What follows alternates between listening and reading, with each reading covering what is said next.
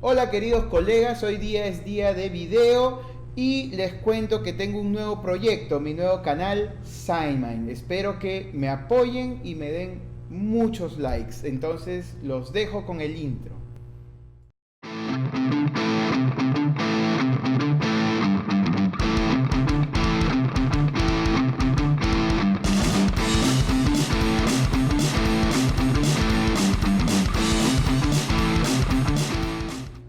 Hola colegas, el día de hoy vamos a ver el DSM-4 versus el DSM-5. Esto me lo pidió encarecidamente una persona que tenía serias dificultades para decidirse entre si utilizar el DSM-4 o el DSM-5. Obviamente y por obvias razones debemos utilizar el DSM-5. Entonces hoy día vamos a ver algunas diferencias, para ser específicos 11 diferencias entre el DSM-4 y el DSM-5.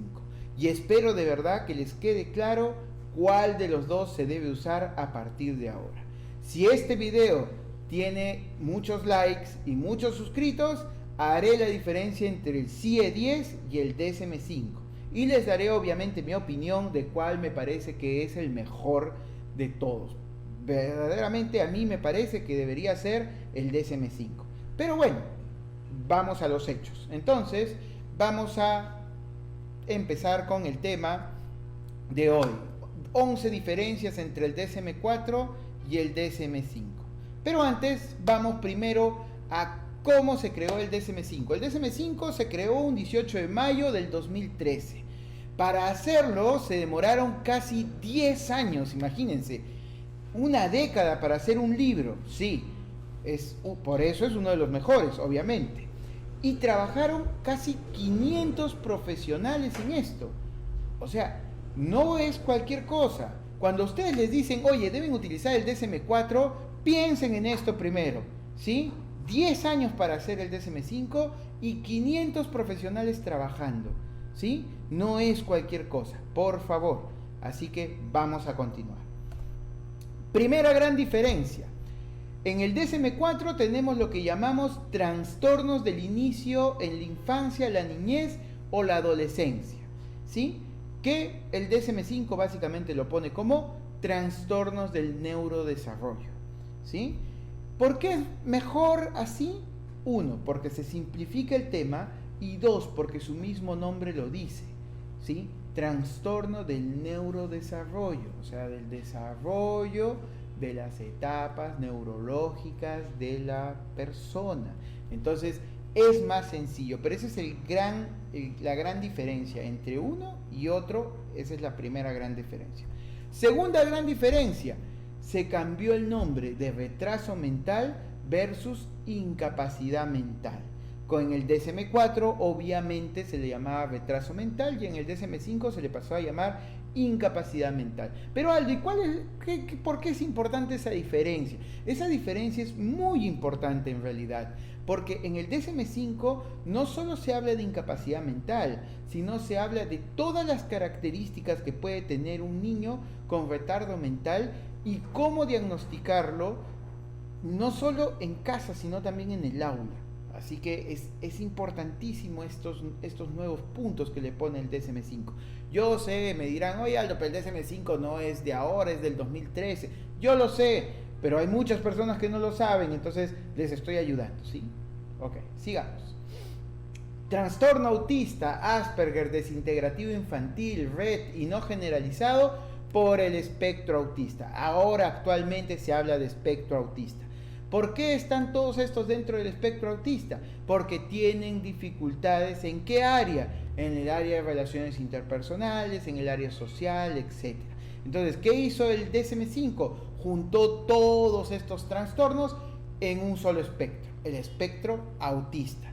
¿Por qué es eso mejor? Porque es más fácil de ubicar, es más fácil de entender y al leerlos todos los entiendes mucho mejor. ¿Ok? Entonces, esa es nuestra tercera gran diferencia.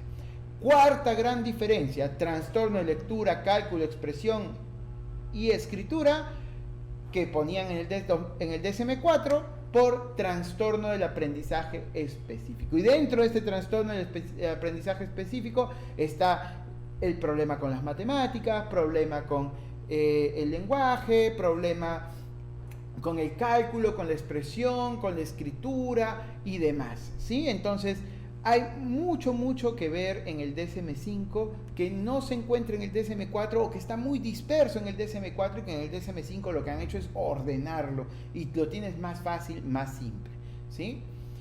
Punto número 5, trastorno de la conducta alimentaria. En el DSM-4 se habla muy poco de este trastorno. ¿Por qué? Se habla muy poco porque todavía no era tan específico, no estaba tan estudiado como es ahora.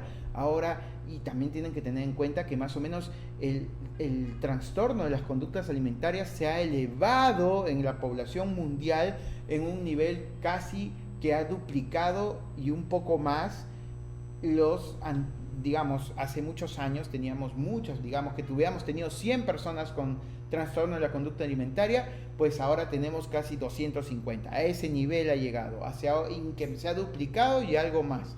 ¿Ok? Por eso es que en el DSM-5 tocan mucho de este tema. Por ejemplo, no solo ponen trastorno de la conducta alimentaria, sino ponen trastorno de la conducta alimentaria y de la ingesta de alimentos. Y dentro de ello está el trastorno de evitación, restricción de la ingesta de alimentos, la pica y la rumiación, que son muy importantes.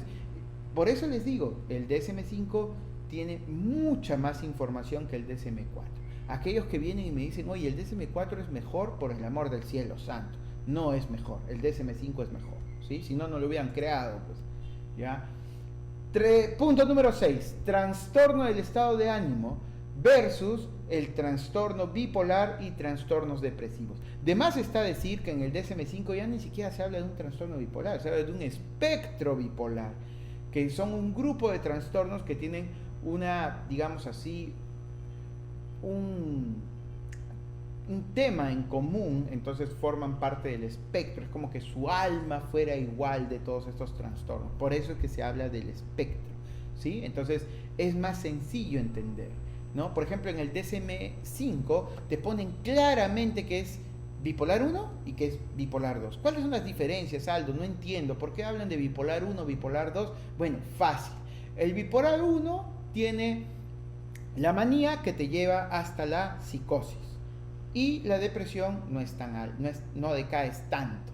Mientras que la bipolar 2 no tiene una manía que te lleve hasta la psicosis, sino tiene hipomanía, ¿sí?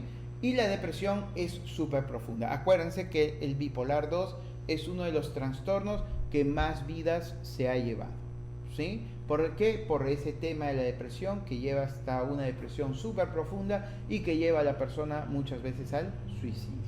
¿Ok? Punto número 7. Aparece en el DSM-5 trastorno de ansiedad por separación, que es importantísimo, sobre todo para los que estudian educativa, y el mutismo selectivo, que antes no se veía. El mutismo selectivo es básicamente salir a exponer o a hacer algo en público y simplemente no poder hablar por la ansiedad. Si lo quieres ver en palabras simples, así es. Trastorno obsesivo compulsivo y trastornos relacionados, que forman un espectro obsesivo compulsivo, cosa que en el DSM-4 ni aparece. Trastorno relacionado con traumas y factores de estrés, trastorno del apego reactivo, de la relación social desinhibida y de estrés agudo, ¿sí? Entonces, todos esos trastornos aparecen en el DSM-5, cosa que en el DSM-4 ni siquiera se menciona. Octava diferencia, trastorno de la excreción, que ya no es necesariamente de la infancia, trastornos del sueño y la vigilia, donde están el trastorno de insomnio, narcolepsia, del comportamiento del sueño REM y síndrome de piernas inquietas, ¿sí? Mil disculpas con la diapositiva, dice inquietas, no es inquietas, es inquietas, ¿ok? Punto número 9, trastorno de la identidad sexual versus disforia de género, y aquí es donde vienen todos los problemas, ¿sí? No voy a tocar ese punto, no me voy a meter ese tema porque la verdad que no quiero problemas. Así que simplemente dejémoslo ahí. Trastorno de la identidad sexual se cambia por disforia de género. ¿Ok? Sigamos. Punto número 10. Trastorno relacionado con sustancias por trastorno relacionado por sustancias y trastornos adictivos, juego patológico, se separa el abuso de la dependencia y abstinencia al cannabis y a la cafeína. ¿Sí? Entonces, hay muchos trastornos en el DSM-5 sobre o relacionado a sustancias, a drogas, etc. Pero no solo te habla de los trastornos relacionados con sustancias, sino el DSM-5 también te habla de los trastornos que se pueden generar por la abstinencia, o sea, por la etapa de abstinencia a esas sustancias. Y eso es importantísimo porque muchas veces cometemos muchos errores en el diagnóstico por simplemente no preguntar. Y tenemos muchos temas diagnósticos que podrían explicarse debido a la abstinencia de ciertas sustancias. Así que hay que tener mucho cuidado cuando hacemos un diagnóstico, ¿sí? Y el último punto, el punto número 11, que básicamente son varias diferencias que he tenido que agrupar aquí, como por ejemplo la desaparición de los ejes diagnósticos. En el DSM-5 ya no hay ejes diagnósticos. Los síntomas somáticos se pasan a llamarse hipocondriasis. Aparecen nuevos trastornos, trastornos por atracones, trastorno disfórico premenstrual, que es un trastorno súper curioso, porque es un trastorno que se da, como su nombre lo dice, en la etapa premenstrual.